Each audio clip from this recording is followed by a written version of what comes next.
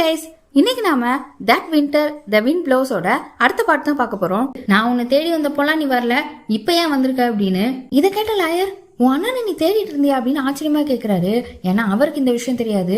அப்பதான் சொல்றா, அப்பா இறந்த அன்னைக்கு எனக்கு ஒரு லெட்டர் வந்துச்சு, அண்ணன் போட்டது. அது மட்டும் இல்லாம அதுக்கு முன்னாடியே அண்ணன் நிறைய லெட்டர் போட்டிருக்காங்க, ஆனா எனக்கு தான் கிடைக்கல அப்படின்னு சொல்ல உடனே செக்ரட்டரி வாங்க, இல்ல உன் அப்பா தான் அப்படின்னு சொல்ல வராங்க.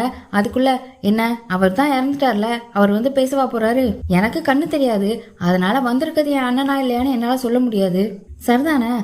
சரி, நான் கடைசியா திரும்ப ஒரு தடவை கேக்குறேன். உன் ரூம்மேட் கிட்ட அப்பாவுக்கு உடம்பு சரியில்லைன்ற விஷயம் சொல்லியிருந்தேன், அப்பெல்லாம் வராம இப்ப ஏன் வந்திருக்கேன்னு கேட்க உடனே சோயோட ஃப்ரெண்டு பார்க் வேகமா, இல்ல அவன் இவன் கிட்ட இன்ஃபார்ம் பண்ணவே இல்ல, அந்த பையன் ரொம்ப மோசமானவன், இப்ப ஜெயில தான் இருக்கான் அப்படின்னு சொல்லி அவசர அவசரமா பேசிட்டு இருக்கான்.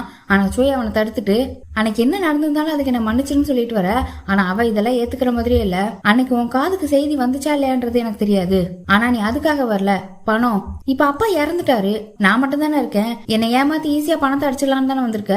லாயர் அங்கிள், அப்பா உயிரில என்ன எழுதியிருக்காருன்னு கொஞ்சம் சொல்லுங்கன்னு சொல்லும் போதுதான் லாயர் சொல்றாரு, எல்லா சொத்தையுமே ஜீசுவோட அப்பா அவ பேருக்கு எழுதி வச்சிருக்காரு, அவளோட பெர்மிஷன் இல்லாம ஒரு பைசா கூட அவ அண்ணனுக்கு போகாதுன்னு எழுதியிருந்திருக்காரு. நல்லா கேட்டியா அப்படின்னு சொல்லிட்டு அவ பாட்டுக்கு வெளியில போறா. செக்ரட்டரி வாங்க உடனே, நான் போய் பாக்குறேன் அப்படின்னு சொல்லிட்டு பின்னால பாக்குறாங்க. சோய் அவங்கள நிறுத்திட்டு, நானே போய் பாக்குறேன், இது அண்ணனுக்கும் தங்கச்சிக்கும் நடுவில் உள்ளதுன்னு சொல்லிட்டு ஜீசு பின்னாடியே போறான். ஜீசு நில்லு, நான் உன்கிட்ட பேசணும். ஜீசு ஜீசுன்னு கூப்பிடுறான், ஆனா அவன் வேக வேகமா போய்கிட்டு இருக்கா. அப்புறம் டக்குன்னு அவ கைய பிடிக்க அவ கோவத்துல அவ கைய வீசுறா. அப்ப அவளோட வாக்கிங் ஸ்டிக் அவன் மூஞ்சிலே பட்டு மூஞ்சில லைட்டா கீழே விழுந்துருது. இப்ப ஈவினிங் ஆயிடுது. சோயும் பார்க்கும் அந்த வீட்டுல இருந்து கிளம்புறாங்க. எல்லாருமே வழி அனுப்புறதுக்கு நின்றுட்டு இருக்காங்க. லாயர் ஜங்க தவிர யாருக்குமே சோய் இந்த வீட்டுக்கு வந்தது பிடிக்கல. மூஞ்சி ஒரு மாதிரி தான் வச்சிட்டு இருக்காங்க.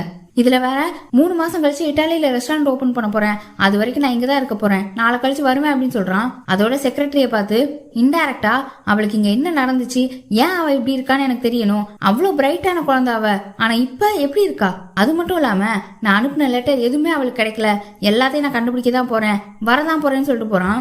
ஜீசுவோட ஃபியான்சி தான் அடங்குறதாவே இல்ல.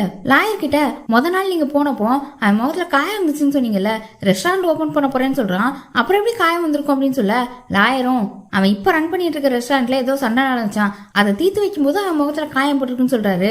அப்ப அந்த ஃபியான்சிக்கு ஒரு கால் வருது. இந்த ஃபியான்சி சோய் இட்டாலியில ரெஸ்டாரண்ட் ஆரம்பிக்க போறேன்னு சொல்லியிருப்பான்ல, அதை பத்தி விசாரிக்க சொல்லியிருப்பார் போல. போன் பண்ணவனும் அந்த செய்தி உண்மைதான் அப்படின்னு கன்ஃபார்ம் பண்றான். ஏன்னா இவங்க தான் எல்லா டாக்குமெண்ட்ஸையுமே ஃபோர்ஜரி பண்ணி வாங்கிட்டாங்களே. அப்புறம் இந்த டான் இருக்கான்ல, அவன் சோயோட மொட்டை மாடி வீட்டுக்கு வந்திருப்பான் போல. அங்கதான் 3 இருக்கா. 3 அவன்கிட்ட போலீஸ்ட மாட்டி விட்டுருவான்னு சொல்லியிருப்பா போல. டான் உடனே போனை கொடுத்து, இந்தா கால் பண்ணு, யார்கிட்ட வேணாலும் கால் பண்ணி சொல்லு, நான்லாம் பயப்பட போறதில்ல அப்படின்னு சொல்லிட்டு நீ பேசாம உன் கிராமத்துக்கே போயிரு, சோய் எப்படியும் சாகதான் போறான், அதை பார்த்து நீ வருத்தப்பட போற அப்படின்னு சொல்லிட்டு இருக்கேல. அவன் ஏன் சாக போறான், அவன் பிஎல் குரூப்போட ஒரே வாரிசு, 60 கோடிலாம் அவனுக்கு சாதாரணம்னு சொல்றா. டானுக்குலாம் ஒரே ஆச்சரியம் தாங்கல, என்னது பிஎல் குரூப்போட வாரிசு அப்படின்னு ஷாக் ஆகுறான். இப்ப 2 நாள் ஆயிடுச்சு, சோயும் ஜீசுவோட வீட்டுக்கு வந்துட்டான். ஜீசு அவ போன்ல ஏதோ ஒரு போட்டோ மாதிரி எடுக்கிறா, அது எதுக்குலாம் தெரியல. அதோட சோய் வந்திருக்கிறது தெரிஞ்சும் அவனை பார்க்க வராம ரூம்லயே இருக்கிறா. இத வந்து ஒரு மெய்டு சொல்ல செக்ரட்டரி நான் போய் பாக்குறேன்னு சொல்றாங்க. ஆனா சோய் நானே போய்க்கிறேன் அப்படின்னு சொல்லிட்டு ஜீசுவோட ரூமை பார்த்து போறான். இவன் ஸ்டெப்ஸ்ல வர சவுண்ட் கேட்டதும் ஜீசு அவ ரூம்க்கு என்ட்ரி ஆகிற கதவை ஓபன்ல வச்சுட்டு உள்ள பெட்ரூமா ட்ரெஸ்ஸிங் ரூமான்னு தெரியல, ஆனா போய் உட்காந்துக்கிறா. அவளுக்கு தெரியும் போல அண்ணன் நம்மள தேடி வருவான் அப்படின்னு. இவன் ரூம்குள்ள வந்து கதவை தட்டி பாக்குறான். அவ திறக்கலன்னு கதவை திறந்து பாக்குறான். கதவு ஓபன்ல இருக்கு. நான் உள்ள வரேன் அப்படின்னு சொல்லிட்டே வரான். ஆனா அங்க அவ ட்ரெஸ் சேஞ்ச் பண்ணிட்டு இருக்கா. உடனே அவனுக்கு ஒரு மாதிரி ஆயிடுச்சு. அவ இருந்துட்டு, நான் இன்னும் 6 வயசு சின்ன பொண்ணு இல்ல, இப்பெல்லாம் கதவை திறக்கிறது சரியில்லை அப்படின்னு சொல்ல, சாரி அப்படின்னு சொல்லிட்டு வெளியில வந்து நின்னு சிரிச்சிட்டு இருக்கான்.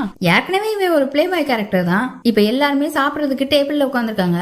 ஆனா இப்பவும் ஜீசு வரல. அவ ஸ்விம்மிங் பூல் கிட்ட இருக்கிறதாவும் அவளுக்கு ஏற்கனவே சாப்பாடு வச்சுட்டதாவும் வேலைக்காரங்க வந்து சொல்றாங்க. இதெல்லாம் சரிப்பட்டு வராது. இவ்வளவு நேரமா நம்ம அவளுக்காக வெயிட் பண்ணிட்டு இருந்திருக்கோம், அவ எதுக்கு அங்க போனா, ஒரு மேனஸ் இல்ல, எப்பவுமே அவ இப்படிதான் இருப்பாளான்னு சொல்லி கேக்குறான். ஜீசு ஃபியான்சி ஒண்ணு, இல்ல அவ இப்பதான் இப்படி இருக்கா அப்படின்னு சொல்ல சோய் ஒண்ணு, அப்ப நான் வந்ததுனாலதான் அப்படி இருக்கான்னு சொல்றியா அப்படின்னு சொல்லிட்டு அவன் பாட்டுக்கு ஜீசுவை பார்க்க போறான். பார்க் வேக வேகமா சாப்பாட்டை 2 வாய் அள்ளி போட்டுட்டு நானும் வரேன் அப்படின்னு சொல்லி பின்னாடியே ஓடுறான். சோய் கோவமா போற மாதிரி போறான்ல, எதுவும் கெடுத்து விட்டுற கூடாதுன்னு தான் பின்னாடியே போய் சோயை புடிச்சவன் என்ன நினைச்சிட்டு இருக்க, என்ன நடக்குதுன்னு தெரியுதா தெரியலையா, சொத்து முழுக்க அவ பேர்ல தான் இருக்கு, அவகிட்ட நம்ம நல்ல பேர் எடுக்கணும், நீ என்னடானா இப்படி கத்திட்டு இருக்க, அவளை திட்ட போறியா, கொஞ்சம் ஜென்ரலா நடந்துக்கோ அப்படின்னு சொல்ல சோய் உனக்கு ஒன்னும் புரியல, பணக்கார பொண்ணுங்களை எல்லாருமே பிரின்சஸ் மாதிரி கவனிச்சுப்பாங்க, அதனால யாராச்சும் ஒருத்தர் ரகடா இருந்தா தான் அவங்களுக்கு பிடிக்கும் சொல்ல, நீ பேசுறதே ஒன்னும் சரியில்லை, நல்லா கேட்டுக்கோ, உனக்கு அக்கா தங்கச்சி எல்லாம் கிடையாது, ஆனா எனக்கு ஒரு தங்கச்சி இருக்கா, நான் சீரியஸா சொல்றேன், இந்த மாதிரி தப்பெல்லாம் பண்ணிடாத, அவளை எதுவும் சொல்லிடாதன்னு சொல்ல, என்ன ஃபாலோ பண்ணி வராத, நான் கரெக்டா தான் பண்றேன் அப்படின்னு சொல்லிட்டு அவன் பாட்டுக்கு போறான். பார்க்குக்கு கொஞ்சம் பதட்டமா இருக்கு, இவன் காரியத்தை கெடுத்துருவான் போல அப்படின்னு. அப்புறம் தான் யோசிக்கிறான், கண்ணு தெரியாத பொண்ணு ஸ்விம் பண்றாளா அப்படின்னு. எங்க ஜீசுவும் ஸ்விம் பண்ணிட்டு தான் இருக்கா. சோய் ஒரு சேர்ல போய் உட்காந்துக்கிட்டு, என்ன ஜீசு இப்பெல்லாம் பண்ணிட்டு இருக்க, நீ பண்றது ஒண்ணுமே சரியில்லை, எல்லாரையும் வெயிட் பண்ண வச்சிட்டு இருக்க, என்ன பணம் காசு இருக்குன்னு திமுறா, 21 வருஷமா உன்னை பார்க்காத அண்ணன் வந்திருக்கேன், ஆனா இந்த மாதிரி நடந்துக்கிற, நானும் அம்மாவும் வீட்டை விட்டு போனப்போ கூட நான் இவ்வளவு வருத்தப்படல, எனக்காக நீ இருக்கன்னு இவ்வளவு நாள் நினைச்சிட்டு இருந்தேன், ஆனா இப்படி பண்ணிட்டு இருக்க அப்படின்னு கொஞ்சம் கடுப்பா பேசுறான். ஆனா அவ பதிலே பேசல.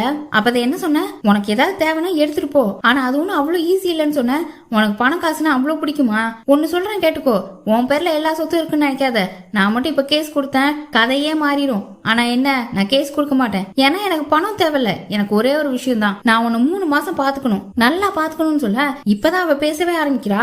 அவ மனசுல உள்ள கஷ்டத்தை இறக்குறா. என்ன நினைச்சிட்டு இருக்கீங்க, நான் என்ன அவ்வளவு மோசமான பொண்ணா, நான் ரூடா நடந்துக்கிறேன்னு சொல்றியே, எனக்கு கண்ணு தெரியாதுன்றத பாத்தியா, 21 வருஷத்துக்கு முன்னாடி நீ என்னை விட்டுட்டு போனியே, எனக்கு 6 வயசா இருக்கிறப்போ, அப்ப எனக்கு கண்ணு தெரியும், ஆனா இப்ப தெரியல, உனக்கு என் மேல நிஜமாவே பாசம் இருந்திருந்தா நீ என்ன பார்த்த உடனே நீ ரூடா இருக்க, பணத்தாசை புடிச்சவா அப்படின்னு சொல்லாம, உனக்கு ஏன் இப்படி ஆச்சு, உன் கண்ணு என்ன ஆச்சுன்னு கேட்டிருப்ப, நீ அதெல்லாம் பத்தி கேட்டியா, நீ கஷ்டப்பட்டு வளர்ந்திருப்ப, பல வழிகளை தாங்கியிருப்ப, ஆனா என்னால உன்னை பார்க்க முடியாதுன்றது உனக்கு புரியுதா, நீ என்ன பாசமா பாத்துக்கணும் வச்சுக்கணும்லாம் நான் யோசிக்கல, ஆனா நீ இப்படி பண்றதும் சரி கிடையாது, 21 வருஷம் கழிச்சு வந்திருக்க, எனக்கு கண்ணு தெரியல, ஆனா அப்படின்னு சொல்லிட்டு அப்படியே ஆதங்கத்துல பேசிட்டு அவ அங்க இருந்து கிளம்புறா. சோய்க்கு என்ன பேசுறதுன்னே தெரியல, அப்படியே நின்னுட்டு இருக்கான். இப்ப பார்க்கும் மூணும் ஒரு ரெஸ்டாரண்ட்ல உட்காந்து பேசிட்டு இருக்காங்க. அந்த ரெஸ்டாரண்ட்டுக்கு ஜீசுவோட ஃப்ரெண்டு வரா. அவன் இங்க பார்ட் டைமா வேலை பார்த்துட்டு இருப்பா போல. பார்க்கு கிட்ட ஹாய் சொல்லிட்டு நான் கொஞ்ச நேரத்துல சோயை போய் பார்க்க போறேன் அப்படின்னு சொல்லிட்டு கிளம்புறா. இவங்களுக்கு இப்பதான் புரியுது சோய் அவனோட ஆட்டத்தை ஆரம்பிச்சிட்டான் அப்படின்றது. என்னன்னா இந்த ஜீசுவோட ஃப்ரெண்டு இருக்கால, அவனை கைக்குள்ள போட்டுட்டு ஜீசு எங்கெல்லாம் போறா வரான்ற டீடைல்ஸை கலெக்ட் பண்ணிட்டு இருக்கான். ஏன்னா இந்த பொண்ணு எப்பவுமே ஜீசுவோட பக்கத்திலே இருப்பா. இப்போ ஒரு இடத்துல சாசர் கேம் நடக்குது. அங்க விளையாடுற பிளேயர்ஸ் யாருக்குமே கண்ணு தெரியாது. அவங்களுக்குன்னே தனியா அந்த கேம் நடந்துட்டு இருக்கு. கோச் இன்ஸ்ட்ரக்ஷன் கொடுக்க அவங்க விளையாண்டுட்டு இருக்காங்க. ஒருத்தருக்கும் ஒவ்வொரு கோச் இருக்கு. அப்போ ஒரு பையன் பாலை யார்கிட்டயுமே பாஸ் பண்ணாம விளையாண்டுட்டு இருக்கான். ஜீசு அங்கதான் இருக்கா. இப்ப அந்த பையன் கிட்ட என்ன ஆச்சு, ஏன் மத்த பிளேயர்ஸ் விளையாட விட மாட்டற, அதோட யார்கிட்ட இருந்து ஹெல்ப் எடுத்துக்க மாட்டற, ஏன் ஃப்ரெண்ட்ஸ் கிட்ட ஹெல்ப் வாங்கினா என்ன, இப்ப நடக்கிற காம்படிஷன்லாம் நீ எவ்வளவு பெரிய ஆளுன்றத காமிக்கிறதுக்காக இல்ல, ஒருத்தரோட உதவி இல்லாம நம்மளால ஒண்ணும் செய்ய முடியாதுன்றது புரிஞ்சுக்க, நம்ம உதவி கிடைக்கும் போது அதை வாங்கிக்கணும்னு சொல்லி அட்வைஸ் பண்றா. இதெல்லாம் சோய் நின்னு பாத்துட்டு இருக்கான். இப்ப ஜீசுவும் அவ ஃப்ரெண்டும் ஒரு மாலுக்கு தான் வந்திருக்காங்க. அவ ஃப்ரெண்டு நான் பாத்ரூம் போயிட்டு வந்துடுறேன், நீ இங்கே இரு எங்கேயும் போயிடாத அப்படின்னு சொல்லிட்டு கிளம்புறா. கொஞ்சம் தள்ளி சோய் நின்னுட்டு இருக்கான். அவங்கிட்ட தான் வர்றா. வந்து ஜீசு அங்கதான் நிக்கிறா, பாத்துக்கோங்க அப்படின்னு சொல்லிட்டு போறா. அப்புறம் செக்ரட்டரிக்கு தெரிஞ்சான்னு சொல்ல, ஒன்னும் பிரச்சனை இல்ல, டின்னருக்குள்ள கூட்டிட்டு வந்துருவேன் அப்படின்னு சொல்றான். அப்படியே ஒரு செயின் வாங்கிட்டு இருக்கான். இது ஜீசுக்கு தான் போல. அந்த பக்கம் இப்ப ஜீசு தனியா தானே நின்றுட்டு இருக்கா. அவ கையில வேற காஃபி வச்சிருந்தா. 2 சின்ன பசங்க அவளை சுத்தி சுத்தி விளையாண்டு அவ வாக்கிங் ஸ்டிக்கையும் காஃபியும் தள்ளி விட்டுறாங்க. ஒரு பையன் மேல அந்த காஃபி கொட்டிடுது. அந்த பையன் நின்று அழுதுட்டு இருக்கான். அந்த பையனோட அம்மா இதை பார்த்துட்டு வேகமா வந்து ஜீசுவை தள்ளி விட்டுட்டு, உனக்கு என்ன பைத்தியமா, சின்ன பசங்களை என்ன பண்ணிட்டு இருக்க அப்படின்னு கத்துறாங்க. அப்ப இன்னொரு லேடி வந்து, நீங்க பேசுறது கொஞ்சம் ஓவர், அவங்களுக்கு கண்ணு தெரியாது அப்படின்னு சொல்ல, கண்ணு தெரியாதுன்னா ஓரமா நிக்கணும்னு சொல்லி அவங்கள பசங்களை அப்படியே கூட்டிட்டு அங்க இருந்து கிளம்பிட்டாங்க. ஒரு லேடி ஜீசுக்கு வந்து சப்போர்ட் பண்ணாங்கல்ல, அவங்க அவளோட வாக்கிங் ஸ்டிக் எடுத்து கொடுக்க பாக்குறாங்க. ஆனா வாங்க மாட்டா, தட்டி விட்டுறா. திரும்ப திரும்ப கீழே தடவிட்டே தான் இருக்கா. அப்புறம் கஷ்டப்பட்டு ஒரு வழியா எந்திரிச்சு நடந்து போகும்போது திரும்ப ஒரு ஆள் மேல இடிக்க, அப்புறம் மறுபடியும் கீழே விழுந்துடுறா. திரும்பவும் அந்த லேடி வந்து ஹெல்ப் பண்ண பாக்குறாங்க. ஆனா அப்பவும் அவ கையை தட்டி விடுறா. சுத்தி நின்று எல்லாரும் வேடிக்கை பார்த்துட்டே இருக்காங்க. யாருமே ஹெல்ப் பண்ண வரல. ஏன்னா அவ ஹெல்ப் ஏத்துக்க மாட்டா. எல்லாருக்குமே இவளை பார்த்தா பாவமா இருக்கு, ஹெல்ப் பண்ண முடியலன்ற வருத்தமும் இருக்கதான் செய்யுது. இவளுக்கு அந்த இடத்துல என்ன நடக்குதுன்னே தெரியல, ரொம்ப பதட்டத்துல இருக்கா. அப்படியே ஒரு பயத்தோட நடந்து போயிட்டு இருக்கும்போது சின்னதா ஒரு இறக்கம் வச்சு அதுல தண்ணி ஃபில் பண்ணி வச்சிருக்காங்க. அதுல போய் விழுந்துட்டா. அதுக்கப்புறம் தான் இதெல்லாம் சோய் பாக்குறான். அப்புறம் வேகமா ஓடி வந்து அவளை டக்குன்னு தூக்காம அவன் பக்கத்துல உட்காந்து, மத்தவங்களுக்குலாம் அட்வைஸ் பண்ற, ஹெல்ப்பை ஏத்துக்கோ, மத்தவங்க ஹெல்ப் பண்ணாதான் நம்மளால வாழ முடியும்னு. ஆனா நீ ஏன் மத்தவங்களை ஹெல்ப் பண்ண விட மாட்டற? இப்படி மத்தவங்க கைய உதறி விட்டுட்டு இருக்க, என்ன பிரச்சனை உனக்கு? இப்ப நான் ஹெல்ப் பண்ணவா வேணாமா அப்படின்னு சொல்லி கைய நீட்டுறான். அப்புறம் ஒரு வழியா இவன் ஹெல்ப் அக்செப்ட் பண்ணிட்டு இங்க இருந்து என்ன கூட்டிட்டு போன்னு சொல்றா. அப்புறம் சுத்தி இருக்கவங்க கிட்டையும் என்ன மன்னிச்சிருங்க, என் தங்கச்சி கண்ணு தெரியாது அப்படின்னு சொல்லி சாரி கேட்டுட்டு போறான். அவளுக்கு இன்னும் பதட்டம் போகவே இல்ல. இது எல்லாத்தையுமே இந்த டான் ஓரமா நின்று பாத்துக்கிட்டு இருக்கான். இப்ப சோயும் ஜீசுவும் ரயில்வே ஸ்டேஷன்ல தான் உட்காந்துட்டு இருக்காங்க. ஜீசுவோட கால்ல லைட்டா அடிபட்டு இருக்கு போல. சோய் அதை தண்ணி ஊத்தி கிளீன் பண்ணிட்டு பக்கத்துல உட்கார, அப்ப அவனுக்கு ஒரு மெசேஜ் ரிசீவ் ஆகுது. இந்த டான் தான் மெசேஜ் பண்ணிருக்கான். பணக்கார தங்கச்சி கிடைச்சிட்டா போல, உன் பக்கத்துல உட்காந்துருக்காளே அவளா அப்படின்னு மெசேஜ் பண்றான். இவனுக்கு புரிஞ்சு போச்சு அந்த டான் இங்க தான் இருக்கான்னு. அப்புறம் டானையும் பாத்துட்டான். இப்ப கரெக்டா ட்ரெயினும் வருது.